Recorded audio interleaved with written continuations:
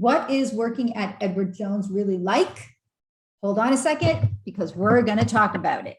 Okay, everybody. So Nathan Pena is a retirement plan consultant, and he's here today to talk about the experience of being an Edward Jones financial advisor. Nathan, welcome to the show. Hey, Sarah, thanks for having me. So let's just start off. So right now you are not currently with Edward Jones, correct? Correct. Yep. Okay. How did you wind up being an Edward Jones financial advisor at whatever point in the past you were? Tell me the story. Yeah. So I graduated in 2011. So we were still only a year or so out of the recession at that time. And it was tough to get a job as a recent college grad.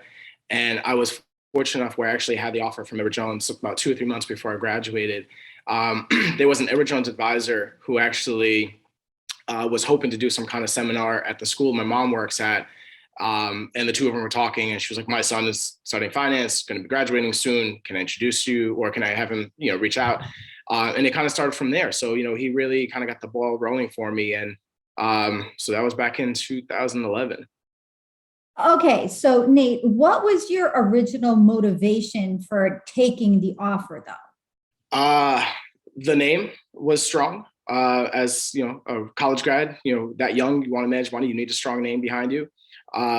They also offered a salary. It wasn't a lot, but still it was a salary, and offered in compensation while I was studying for the Series 7 and 66, where none of the other offers that I had offered that as well. Right. So you're sitting here saying, okay, this was your undergraduate, right? That you're graduating Correct. from. Correct. You're sitting here saying, okay, well, I could go work for an insurance company and be broke while I'm getting my licenses and ramping up, and be hustling every day for a $200 commission for selling a 20-year life policy, term policy, right? Or I could go and be kind of maybe supported a little bit more in the beginning, right? So that was attractive to you, the salary. Absolutely. Okay. Were there any other benefits? And the reason that I'm going into this is that I want people to understand what it's advertised as, is what it eventually ends up being, and the different angles on that. So what else were you thinking at that point? Like, was it the training that you thought would be great? Were they saying they were going to give you a mentor? So my path was a little bit different than what is traditional. And then also it has changed substantially since then. So when I started, I went into an advisor training program in the corporate office in St. Louis. So I had 2 months to study for my 7 and 66, and then moved to St. Louis, did that advisor training program. But during that time when I was studying, they did offer a lot of support. I think there was a weekly call we had with our trainer who would help with any study related questions while going through the 7 and 66. And there was also monitoring the progress. So every time you did a chapter exam, they would be monitoring how you scored on that exam, because there was a correlation in how you did on the practice exam and what that would look like on the actual exam. So, there were certain benchmarks you had to hit basically in order to keep going. And then once you got through that training, again, same thing, you always had someone overseeing your development, someone overseeing the training, people you could reach out to. And then eventually when you get into the field, you're assigned a mentor, but you could always go out and find somebody yourself, someone that you kind of mesh with, and have them help you out, teach you the things that you weren't taught before, the actual day-to-day real life stuff on how to manage a book of business and how to prospect for a book of business and so on. Okay. So it sounds like it was a relatively kind of nurturing process. Oh yeah. A lot of hand holding, which is good. And so what was it like when you first started out in that process? Were you feeling good about the job? Did you feel like you were getting somewhere? Like, what was it like initially being an Edward Jones financial advisor? Man. So from St. Louis, they moved me to a rural part of Central Florida. That was tough, but there was still a lot of support, but at that point, you're kind of more or less on your own. Like you have to go out and find the people. You got to go out and find prospects and start building that prospect list. There is support, but again, you're kind of left on your own. You still, like I said, you have that salary to kind of help out because that first year is brutal. It's pretty tough, but that support doesn't go away. It just shifts a lot during that first year. Again, this was back over a decade ago, and it has changed as far as I know. But Nate, so you were just sitting there one day, or you were just doing your work one day, and you get a call from the home office that says, ta-da, you're going to be shipped out to Central Florida now. Like, is that how that happened? Kind of. I told them I wanted to. So I'm originally from the Northeast. I said I wanted to be in Florida. Hate the cold, like warm weather. So they're like, all right. So if something opens up in Florida, we'll let you know. And that's kind of what it was. And I think they gave me 1 week's heads up and said, hey, there's an office open. This is your one shot basically to go check it out and see if you want to move there. If not, then I don't know what to tell you. So it's kind of like, you got to go. You don't really have the option to be like, I want something better. And so I went out, got to Central Florida, a town called Ocala. And yes. And then I think maybe a month later, I was there starting fresh. Brutal. Yeah, heck yeah. Not a good fit at all for a lot of reasons, but yes. Okay. So what happens next? You're an advisor. You're a full-fledged advisor. I had a book that I took over. It was a very small book. But go out and prospect, manage the book, try to build it, do as much as you can, and hit your numbers. Hold on. So they gave you a book of business? Yeah, it was a $5 million book. I was like the 5th advisor in 4 years that was in that office. So it was not good, really. But I focused more so on building the book rather than what was there. I was managing what was there, but I really needed to focus on building it rather than, because you can't live off a $5 million AUM. No. Okay. So why do you think so many Edward Jones reps don't make it? 2 reasons, I guess. So when I was there, I want to say the attrition rate was like 80% in your first year, give or take. Could have been higher.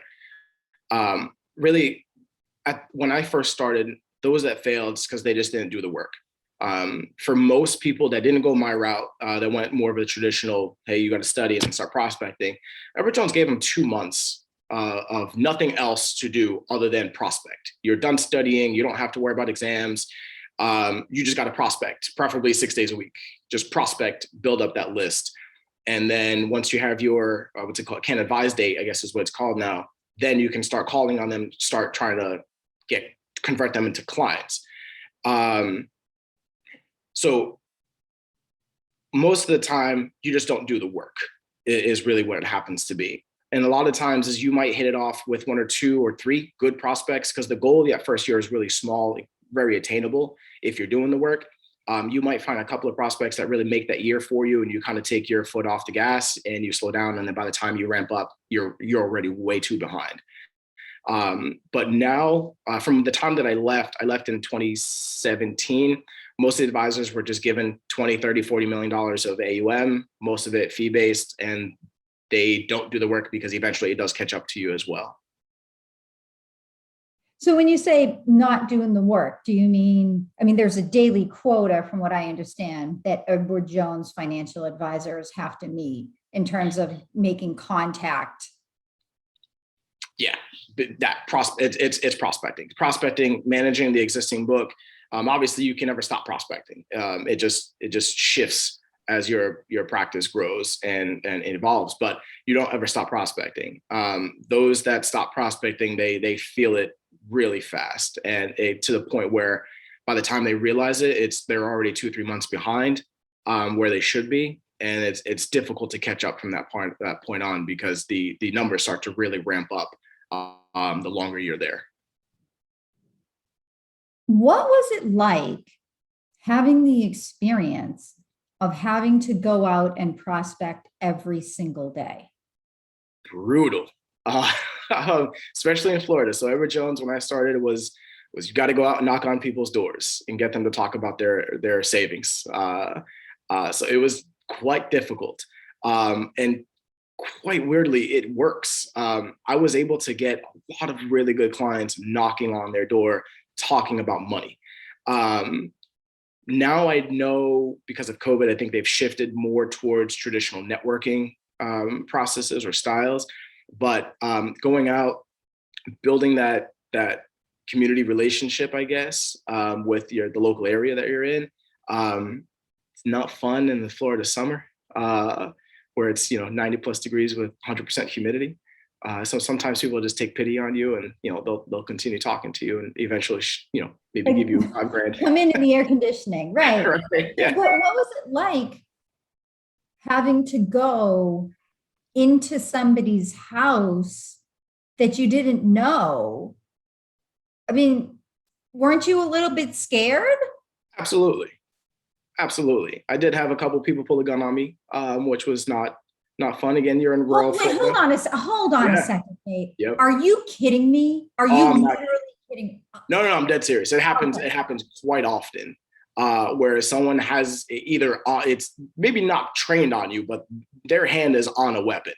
It happens a lot with a lot of advisors. Okay, no, that's important because you know what? One day I posted something to my social media about how I had just had a baby and I knew this woman from the playground. And I was talking to her once and I'm like, oh, yeah, like I work in insurance. And she's like, oh, I need to talk about that. You should come sometime. And so I went, I had this newborn baby and I'm sitting there and I'm talking to her and I'm like, so what are your plans for like, if something were to happen to you? And she's like, well, I just rely on my parents. And I'm like, really? Like, but have you discussed this with them? And all of a sudden she goes nuts, like literally flips, goes nuts and is like, I don't know, this is none of your business. I don't know where you're going. And I'm like, whoa, dude, like I'm sitting there. I had just had my second child. I have 4 kids. I had just had my second baby and I was there with actually my first child too, because she had a child about my first baby's age. And so I'm like, just making excuse, like I cut the meeting short and I just got out of there, but I was like, whoa. And I posted about this on social media, not even thinking anybody would have anything to say. And then I was so astounded when so many people posted back with like a similar story. Like there were numerous people. Okay, so Nate, how does that happen that like you go in their house and you're sitting there talking and you're just like, first of all, how do you start the conversation about money? I'm not a in your face sales kind of person. I'm more that relationship really driven sales guy. So my spiel, if I remember right, was like, I got a local business. Here's what I do. If you want to have a chat, let's have a chat. If not, no big deal. And then I think that kind of helped ease the tension a little bit. I'm like, hey, I'm not trying to sell you a $25,000 bond right now. And I think that helped. There were a lot of people who invited me into their house, sat down at the kitchen table. We had water, tea, whatever. And we just chatted about stuff. And eventually the conversation led to money or about why I do what I do or, what their particular situation is. There's not a lot of people who are open or comfortable talking about their finances to strangers. I mean, even to their family. But you will find, surprisingly, knocking on a random person's door, asking them to talk about money, you will find a staggering number of people who are completely comfortable and open talking about their situation and what their portfolio is doing and how often they meet with their advisor and all this. And it's astounding. After those things happened though, when you would go in there and someone would pull a gun on you, like, did anybody ever brandish a weapon on you? Yes, actually. Okay. Yeah. So in rural Florida, it's difficult to be a man of color, walking around, knocking on random people's homes. So Can I ask you, what's your ethnicity? I'm Portuguese, but I'm Black. I have dark skin tone. So my family is predominantly from African, and Okay. so there was one instance where I was actually chased out of a neighborhood because someone was coming at me with a weed whacker, literally walking behind me, revving the thing up, and he just kept walking faster and faster behind me, and I was like, all right, this is not okay. Yeah, so that's happened. Someone did reach for a gun one time when I was talking to them. There were people who would lock their doors when they see me come. It's a thing, and it's sad. But it happens, where other advisors, maybe not to that extent, when no one comes at them with a weapon, they'll, because people think they're trying to, you know what, I'm going to take one step back. I have had the police call on me because I fit a description. That's it, nothing more. But I actually ended up turning the officer into a prospect, which was that's a good conversation also. Oh my goodness. Yeah, it was tough. So I stopped knocking on doors. Nate, I'm so sorry. These injustices, they're not just what people blog about or that you read about in the news articles. For everyone listening to this, please understand that the reality of being a person who looks a certain way in America and everywhere across the world is, it's an adversity. Mhm. It can be such an adversity. And so when people say these things about diversity and inclusion, they're not just making it up. It comes from experiences like this. Nate, I'm so sorry. Maybe there could have been better preparation for this. Maybe that territory wasn't the best place. Was there any safety training? No, no. So what frustrated me more so than that, was when I had a conversation with one of the partners, and he was the one who kind of tried to get me in, to that part of Florida.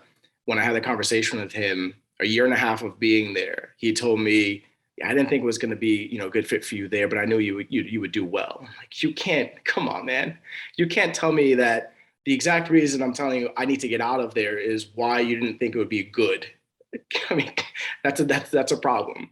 But nothing was done until I voiced that frustration, in an email to compliance or to HR. I forgot who it was. Did anything actually get done? Because from that conversation with that partner until the time I relocated to my practice to Tampa, I think it was probably about 6 months or so. Too long. Yeah, way too long. Way too long. The situation was kind of set up for failure. Not that you failed, but it sounds like the odds were stacked against you. Very much so. I'm not. So some of the mentors I had were, ironically, was not set out this way. There were other, people of color. They were Hispanic, advisors. There were a handful of non the Caucasian advisors, and they had my back. When I don't talk about this that often. I have more so now because it's just, it's happened so long ago, and I think it's something that people need to know.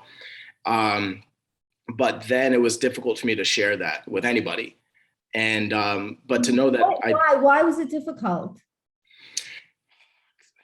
I didn't want it to be seen as an excuse as to why, I had a tough month or tough couple of weeks, whatever.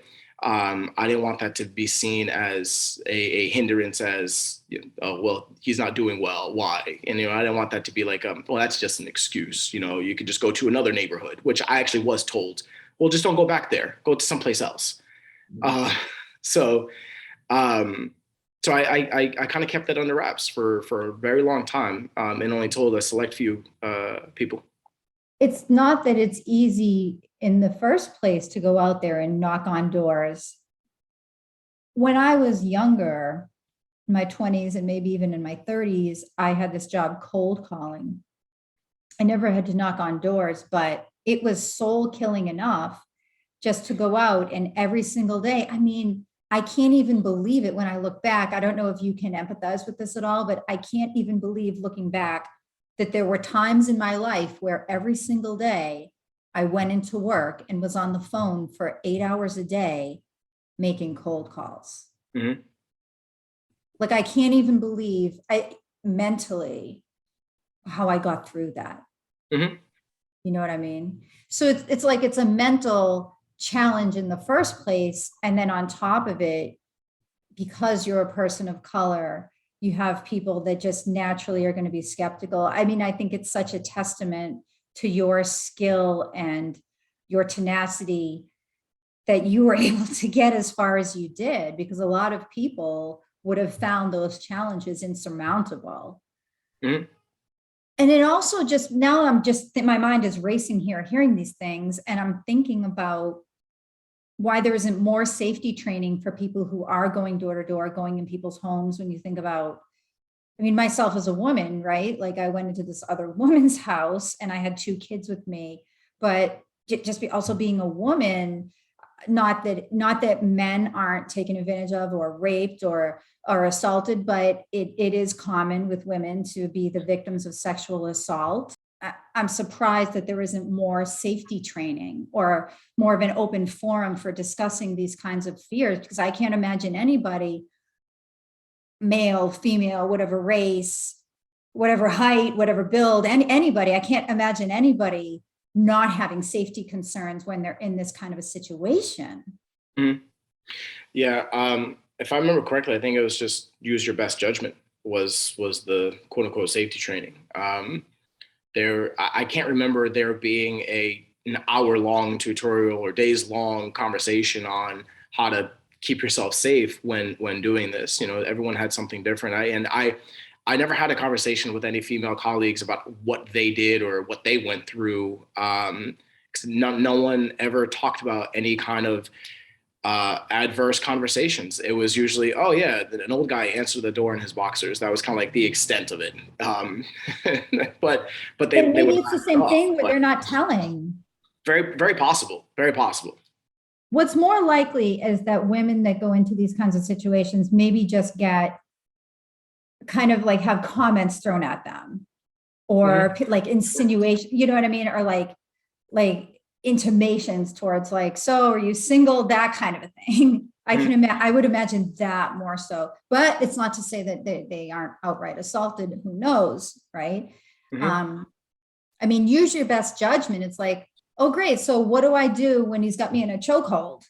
Yeah. Or when he's got both my hands in his hand and he's like, okay. Well, anyway, so what do you think was the marketing strategy that you feel worked the best for you as an Edward Jones advisor when you were out there? Like, what approach? I know they probably have tons of training, but what worked for you? So the knocking on doors did work. And then once I got away from it, I was able to get my practice big enough, not necessarily big enough, but to the point where I didn't have to do that anymore, and I could shift my focus to more referral based and networking based prospecting. And that's what I did, and that really worked for me, and it helped kind of turn my practice around in the sense where I didn't have to worry about just asset management or bringing in assets. I could focus on what I wanted, which was more comprehensive planning. So I worked with a state attorney. I worked with CPAs. I worked with other professionals on having that open relationship with them, where you have a client, please remember to make me part of your value proposition, because that's what I'm going to do. When I have that conversation about estate planning, I'm talking about my specific estate planning attorney that I partner with. I don't talk about what I do. I talk about the attorney that I work with. And then when I moved to Tampa, I immediately started joining civic organizations and sat on some boards and did a lot of community stuff where I got my name out there, and I worked very hard to make sure I had a positive reputation. And it did work, because when I would go and introduce myself to somebody, a lot of times I'm like, oh yeah, I know, I've heard about you. So and so was talking to me about you. They said we need to connect, blah blah blah. So it worked, and it was really good, and I didn't have to worry so much about bringing in every single dollar, turning that into a commission, so I could eat. I knew that it was, I got it to the point where it was nice and consistent and on a turnkey, basically, I guess was the only term that I can think of.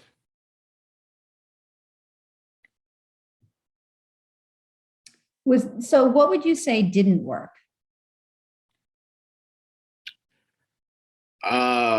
In terms of marketing? Yeah, well, if you were to talk to, because people listen to this that are going into the program or looking to be an Edward Jones financial advisor, are curious about becoming an Edward Jones financial advisor, what would you say to them? Like, don't do this. Don't follow what somebody tells you worked for them word for word. It worked for them doesn't necessarily mean it's going to work for you. And if you spend copious amounts of time on trying to do that one particular strategy that worked for another advisor, you could fall behind because you realize 2, 3 weeks later, this thing doesn't work. You just got to find what works with your skill set and your personality, your strengths, and do that. Take bits and pieces of what people tell you, make it your own, and then go from there. Yeah. I tried that. I tried doing what, oh, this advisor did that, and I see where they're at, so I should be doing that too. And then I'm banging my head against the wall because why isn't this working? I'm using the exact verbiage that they use. It doesn't work. Once I had this sales training program where I went to this sales seminar. It was this small, like 3-day workshop. And this one sales trainer made us memorize this script. And every time I've had to memorize a script, it never works because I never quite feel like, and then we had to recite it like exactly from memory. And it was this whole thing. And it's not that I don't believe in scripted speech, because I do think you should go in there and have an idea of the concepts you want to bring out and the questions you want to ask. But just in general, it's always better to go with what flexes to your personality. Mm-hmm. Yeah. Well, like to that point, right? That script was someone else's words. That was what worked for them. You can't train a bunch of people to use your words that worked for you. Obviously a scripted cold calling in New York City is going to be different than cold calling in Peoria, Illinois. It's not going to be the same. You got to use different words. Yeah. Different tone, different pace of speech, and so on. Yeah. All right, great. Well, Nate, thank you so much for being here with us. And everybody, I hope that you've enjoyed our interview on the experience of being an Edward Jones financial advisor. Everybody, please subscribe, rate, and review this show.